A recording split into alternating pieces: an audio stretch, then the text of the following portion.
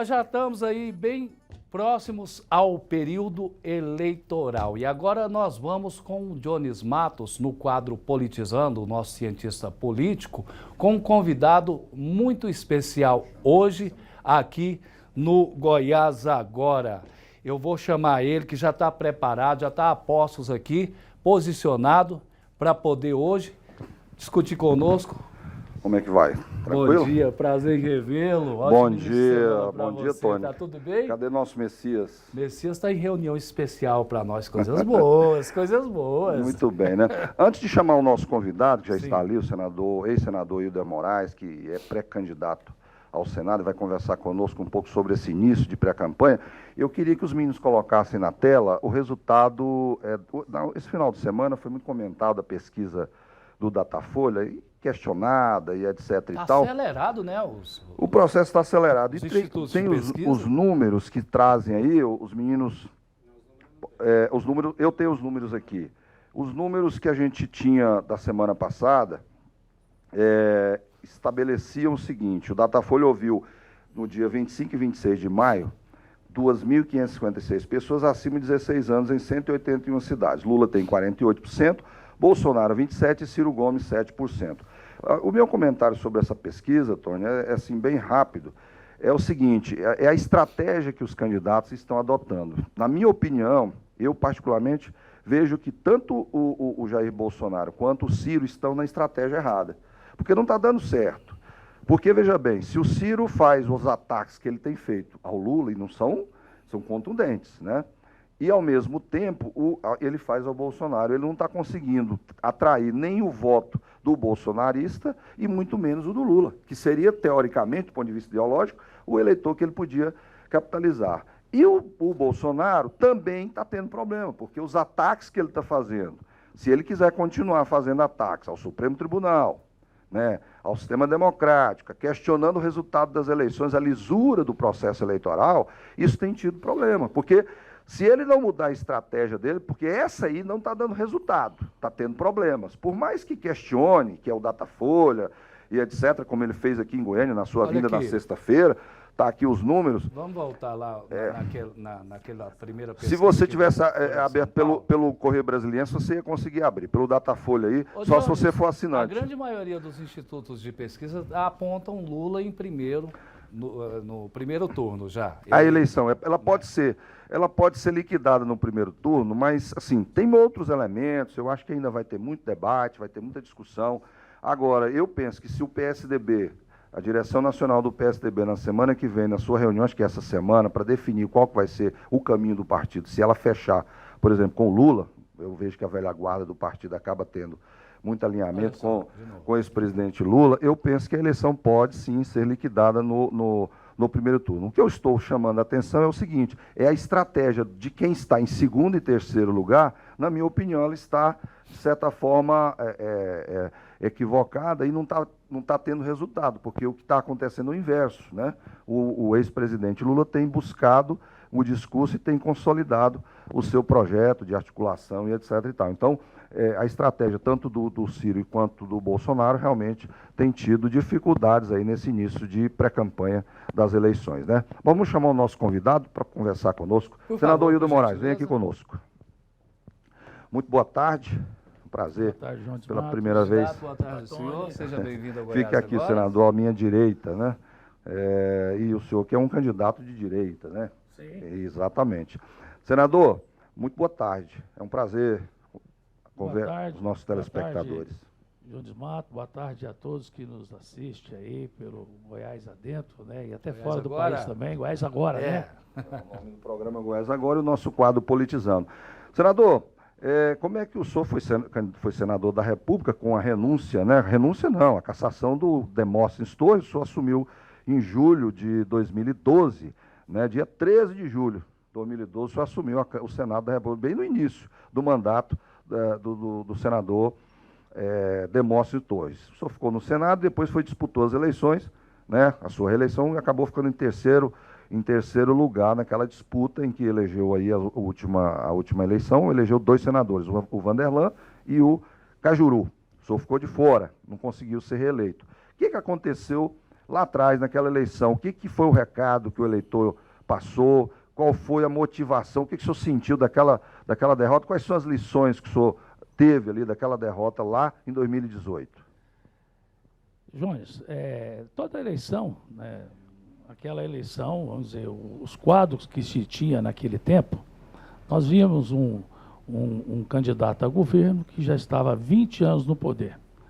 E houve, como toda eleição, houve uma sensação de querer uma mudança naquele momento. Então, nós tínhamos um candidato que hoje é senador da República e que intuou naquela campanha numa mudança e acredita até o processo que ele fez na votação, foi o Jorge Cajuru, e que acabou sendo o segundo colocado. Eu tive 800 mil votos, quase 800, 796 mil votos, e que com toda certeza, se nós tivéssemos mais um pouquinho mais de campanha, a gente conseguia ter revirado aí as eleições naquela época. Mas hoje, como tudo tem seu tempo e Deus quis assim, hoje nós estamos aqui muito mais preparados, com muito mais capacidade de falar o que nós fizemos no Senado esses 6 anos e meio e com certeza colocar nosso nome aí à disposição para o nosso povo goiano ter a sua escolha agora, como nunca é uma vaga só e nós temos vários pré-candidatos. Muito bem, senador, houve uma decisão aqui, o senhor acabou saindo da base do governador, Ronaldo Caiado, e foi ser candidato aí na chapa liderada pelo deputado federal Vitor Hugo. Acabou que, recentemente, o partido teve um problema, a deputada federal Magda Mofato acabou sendo destituída, né, do diretório regional do partido, da direção estadual, tendo em vista que ela vinha apoiando, definiu lá atrás o seu apoio ao pré-candidato do Patriota, hoje Patriota, o Gustavo Mendanha, ex-prefeito de Aparecida. O senhor acha que perder uma figura como a Magda, que tem um histórico, foi deputada há vários mandatos, tem uma trajetória aqui em Goiás, não foi uma estratégia um pouco atabalhoada, vamos dizer assim, truculenta por parte do Valdemar da Costa Neto, entregando o partido aí já para o Vitor Hugo? O senhor avaliou esse cenário? Isso foi bom, negativo ou positivo para a campanha de vocês? Jones, na verdade não foi isso que aconteceu. O PL hoje é o maior partido nacional. Nós temos hoje 80 já deputados federais, na atualidade. E esse processo, quando o presidente Jair Messias Bolsonaro escolheu o PL para ser o seu partido, houve-se uma reunião a nível nacional, onde todos os presidentes de partidos apoiaram a chegada do presidente para o PL. E aqui em Goiás não foi diferente. Com a chegada do PL, o número de pessoas, de pré-candidatos que vieram para o PL é muito maior que quando estava só a deputada federal Magda Mofato. Então hoje nós temos outro candidato também em mandato, que é o professor Alcides, com a chegada aí de vários pré-candidatos na nossa chapa, com certeza é a chapa mais forte de deputados federais do estado de Goiás, com chance de eleger até 4, 5 deputados federais pelo PL. Então, a decisão nacional não foi só aqui em Goiás, até para deixar claro, houve vários outros estados, e que precisava acomodar todos os pré-candidatos com as mesmas condições iguais, e não ter só, simplesmente, uma deputada, e foi o caso. E como ela também se antecipou anteriormente a um pré-candidato, a direção nacional, com a decisão que tem a candidatura majoritária de pré-candidato ao governo e pré-candidato ao Senado, essa decisão foi com que o partido caminhasse com a majoritária. Então não é uma decisão local do próprio Major Vitor Hugo. Isso aconteceu em outros estados também, como no Rio Grande do Sul também teve a mesma condição que aqui.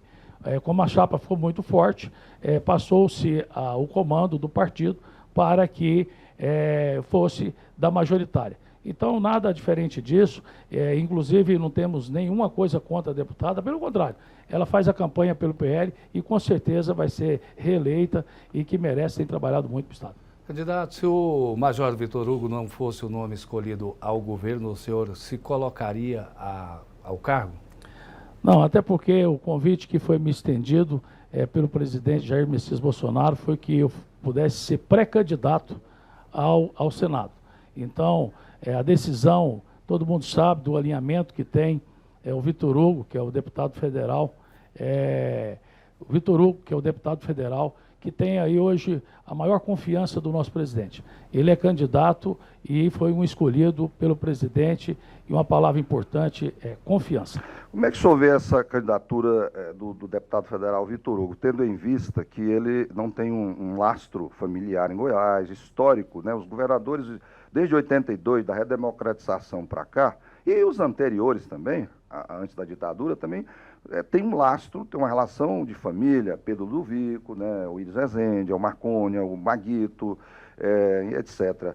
O Vitor Hugo não tem essa referência aqui em Goiás. Como é que vocês vão pensar? Vocês acham que apenas o apoio do presidente da República ao Vitor Hugo será o suficiente para levá-lo ao segundo turno e ganhar as eleições, senador Wilder?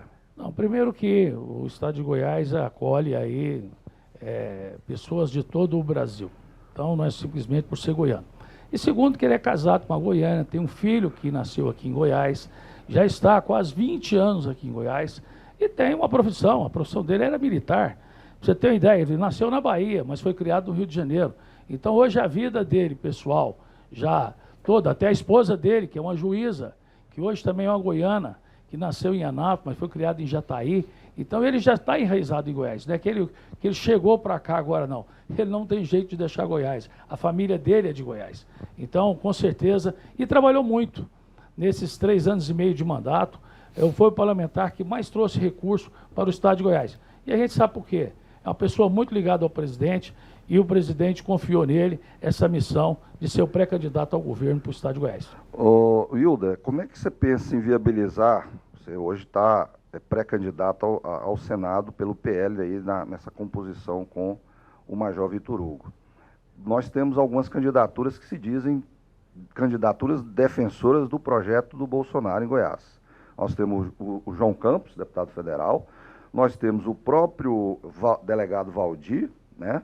E nós temos você também, o Wilder Moraes, que é ligado aí, tem uma referência, foi convidado aí pelo presidente da República a ser o candidato dele aqui ao Senado. Essa pulverização de candidaturas e até mesmo do mesmo campo, isso não inviabiliza, de certa forma, e faz com que apareça um outro nome aí para ganhar as eleições, se vocês se dividirem nesse contexto, nessa estratégia? Jones, isso, hoje, para você ter uma ideia, o projeto maior nosso é a reeleição do presidente. Tá? Independente da pré-candidatura nossa ao Senado, tanto a minha como do deputado Major Vitor Hugo. Agora, o presidente teve uma escolha aqui em Goiás. A escolha do pré-candidato ao Senado fui eu. E é simples até eu te dizer por quê. Eu tenho uma relação com o presidente, quando ele era deputado estadual e o senador da República, nós sempre defendemos as mesmas pautas. Deputado federal. Ele é deputado federal. Em 2016, quando ele começou a se colocar o nome para ser candidato a presidente da República, nós éramos um grupo do Senado, liderado pelo senador Magno Malta, liderado pelo também senador Zé Medeiros, senador Petecão e eu, fazíamos parte de um grupo que defendia as suas mesmas bandeiras lá, no Senado e ele na Câmara. E quando chegou a eleição de 2018, eu fui o primeiro parlamentar, a não ser do seu partido, a declarar o apoio dele aqui em Goiás. E a nossa permanência em 6 anos e meio no Senado, nós trabalhamos muito para o nosso estado de Goiás. E você bem sabe que o presidente hoje precisa de um senador que tenha capacidade, conhecimento daquela casa, para que possa ajudar a aprovar projetos importantes para o nosso Brasil. E eu fiquei muito contente e posso até te garantir que eu já estava com as chuteiras penduradas já. Eu não ia participar. Nada. Não ia. E fui surpreendido com o convite do presidente, e na política diz que tem uma frase que todo mundo se fala aí, diz que só tem uma porta de entrada, né? Você não tem uma porta de saída. Então eu achava que eu já tinha trabalhado para o estado de Goiás, ajudei muito nos meus 6 anos e meio, coloquei em emenda aos 246 municípios do estado de Goiás, nenhum parlamentar até a história tinha feito tanto para o estado de Goiás, e fui surpreendido. E fiquei muito feliz de ajudar a reconduzir o nosso presidente, mais um mandato em Brasília, que tem feito muito para o nosso povo brasileiro. Agora, Wilder, essa disputa, essa eleição no Senado, ela tem alguns elementos interessantes. Uma candidatura majoritária é diferente de uma candidatura proporcional, em que você pode até ser candidato de um segmento, né? Você pode se viabilizar. A candidatura ao Senado, ela é mais ampla, o senhor tem que ampliar o seu leque de apoios. Só o apoio do Jair Bolsonaro em Goiás a você é o suficiente para você ganhar a eleição aqui em Goiás? Não é que ele não seja suficiente, ele é determinante. Mas eu trabalhei em todas as áreas, Jones. Ninguém ajudou mais a saúde do estado de Goiás que eu. Se hoje nós temos um hospital, maior hospital em construção no estado de Goiás, em Palmeiras, é um hospital regional, que vai atender 40 municípios, que está sendo inaugurado agora. Foi eu que trouxe o recurso único, um parlamentar sozinho, para construir esse hospital importante. Você tem hoje o Hospital do Câncer em Rio Verde, equipado, com várias emendas, também fui eu que fui como senador da República.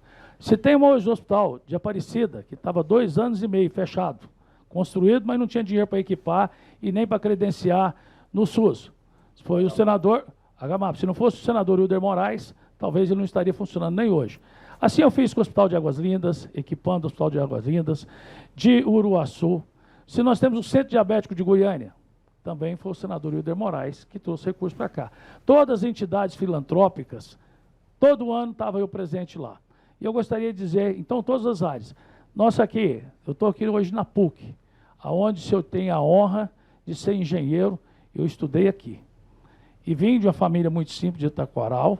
E quando cheguei no Senado, eu também, Jones, que fui o autor lá, que aumentou o financiamento, na minha época, que era o crédito educativo, que hoje chama FIES, que na época era de 800 milhões, eu passei para 8 bi. Imagina quanto que eu ajudei os estudantes no Brasil. E para encerrar na educação, o estado de Goiás só tinha uma universidade federal até eu chegar lá, que era a Universidade Federal daqui, que foi começada em 1960. Quando eu cheguei no Senado, eu perguntei, por que Minas tem 11 universidades federais e Goiás só tem uma? Eu fui estudar lá como que criava e como que botava em pauta. Eu fui o relator setorial do Ministério da Educação, Ciências e Tecnologia e Esporte. E lá eu coloquei 4 rubricas. Tinha um instituto já em Jataí e em Catalão, mas não tinha nada nem em Porongatu e nem também em Cidade Ocidental. Fui eu que coloquei as rubricas para criar as universidades federais, de Jataí, inclusive o curso de medicina, e também de Catalão. E que tive a felicidade de ser um dos últimos atos da presidente Dilma aprovar as 2 universidades, aqui para Catalão e Jataí. Imagina o quanto eu deixei para a história do estado de Goiás. Se eu tivesse feito só isso, trazido mais 2 universidades. Infelizmente, não consegui levar para o norte e para o entorno. Mas se Deus permitir eu voltar para lá, essa vai ser minha primeira bandeira lá em Brasília, para que a gente possa levar a universidade pública também para o norte e para o entorno. Eu queria que o Ziro estivesse ouvindo a gente, né? Mandar um abraço para ele, porque é meu amigo e eu conheço quando foi prefeito lá da cidade de Itaquaral, que eu gosto tanto, a cidade da moda íntima, né? Moda íntima. Capital da moda íntima. Capital da moda íntima, né? Existe, candidato, alguma emenda que o senhor até o final da sua gestão não conseguiu concluir? Não, eu consegui atender os 246 municípios do estado de Goiás. E para você ter uma ideia, o meu mandato terminou em 2018. Eu, com certeza, na história, estou entregando emenda até hoje. A semana passada, eu estava entregando máquina em Bela Vista, máquina também lá em Ipiranga, e ainda temos ainda 20 e poucas máquinas para ser entregue para os municípios do estado de Goiás. E esse hospital, que está sendo inaugurado agora, que já tem 3 anos e meio que eu deixei o Senado. Agora, senador, a gente está terminando o programa, mas vamos aqui pensar. Eu fiz essa pergunta no campo da disputa para o Senado, essa coisa congestionada de candidaturas ligadas ao presidente da República, também tem na disputa ao governo. Você tem 3 candidaturas que disputam o voto do Bolsonaro. O governador, por ser tradicional, um conservador, um homem que pertence à direita tradicional brasileira, direita mais responsável, vamos dizer assim, eu diria. E você tem o Gustavo também, que foi lá, pediu apoio, etc. e tal, tem tentado aí capitalizar e ocupar esse espaço também. E tem a candidatura tradicional, ligada ao grupo, núcleo bolsonarista mesmo, que é o próprio Vitor Hugo. Não seria interessante, e do ponto de vista estratégico, ter apenas uma candidatura, porque essa pulverização também pode aparecer um nome aí e levar essa eleição, de repente, nessa disputa ao governo do Estado? Olha, Jones, isso é muito difícil de acontecer. Nós não conseguimos ter a terceira via nem a nível nacional. E quando eu estava chegando aqui no seu programa, eu vi aqui os dados das pesquisas com relação a nível nacional. É o Datafolha da semana passada. Nós temos aqui em Goiás um estado totalmente conservador. Então, talvez por isso que esses todos pré-candidatos esteja escolhendo aí e que queira dar o apoio ao nosso presidente Jair Messias Bolsonaro. Nós temos pesquisas recentes internas nossas, que não pode ser divulgada, mas que nós temos aí acima de 70% dos votos dos goianos para o presidente Jair Messias Bolsonaro. E se isso se confirma, com certeza por isso todos vêm nessa mesma trilha de querer apoiar o presidente Jair Messias Bolsonaro. Muito bem, senador. Como é que o senhor está vendo aí esse início de pré-campanha, essas discussões em nível nacional, ponto de vista da campanha do ódio? Esse é o caminho? De repente o caminho não seria construir um discurso político e apresentar alternativa para a sociedade brasileira? Por exemplo, no campo da economia, eu tenho visto as donas de casa reclamarem muito a preço, a carestia, a dificuldade que o povo está vivendo. Talvez essa não seria a estratégia melhor para que a sociedade pudesse realmente fazer a sua escolha, do que entrar nesse confronto e nesse conflito que acaba criando um ambiente de hostilidade. Eu temo, inclusive, derramamento de sangue nessa campanha, da forma que ela está sendo conduzida.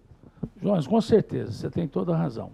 Infelizmente, nós politizamos aí desde a parte da pandemia. Então, o Brasil sofreu muito com a pandemia, com o fechamento aí do comércio, com a paralisação aí de alguns setores. E esse reflexo não é só do Brasil, esse reflexo é do mundo todo. Então nós vivemos uma inflação no Brasil, lá fora na Europa, nos Estados Unidos, e que isso tem chegado no momento de política.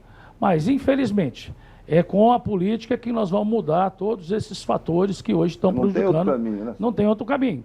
Então quem vai definir o rumo nosso para frente são agora a obrigação de cada um de nós eleitores de escolher o melhor, quem seja o melhor pré-candidato ao Senado. E vamos escolher também os melhores pré-candidatos federais para que possa estar lá em Brasília fazendo parte de um time, que a gente possa aprovar leis, que a gente consiga chegar na ponta para a sociedade. Então nós temos uma carga tributária muito grande, nós temos uma oportunidade aí de gerar emprego e renda para o nosso país e, modéstia à parte, eu sou empresário e fiz isso aqui em Goiás. Quando eu fui secretário de Indústria e Comércio, eu consegui trazer 263 empresas com protocolo para que a gente pudesse industrializar o nosso estado, gerando emprego, gerando renda para mais de 40 mil pessoas direta e indiretamente, além de um investimento de mais de 36 bilhões. Eu acho que isso o Brasil está precisando. Pessoas que têm a capacidade para gerar emprego e renda para o nosso povo.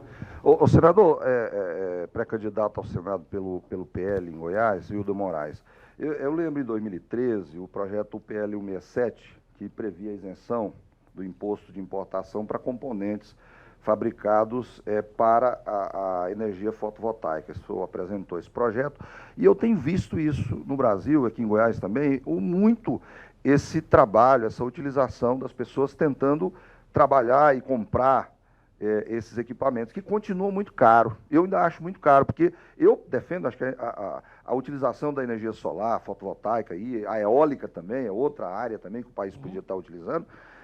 Isso pode ser, digamos assim, ainda está tímido isso.